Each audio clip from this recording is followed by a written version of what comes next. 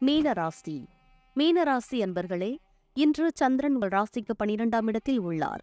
உங்கள் ராசி அதிபதி குரு ராசிக்கு 2ஆம் இடத்தில் உள்ளார். இன்று தேவையில்லாமல் மற்றவர் விஷயங்களில் தலையிட வேண்டாம். சிலருக்கு வேலை மாற்றம் ஏற்படும். குலதெய்வ வழிபாடு வெற்றியை தரும். வீண் வாக்குவாதத்தை தவிர்க்க வேண்டிய நாள். மீனராசி பூரட்டாதி நட்சத்திரம். இன்று சிலருக்கு வீண் விரயங்கள் உண்டாகும். தொழில் சம்பந்தமாக புதிய கடன் இன்று வாங்கக்கூடாது.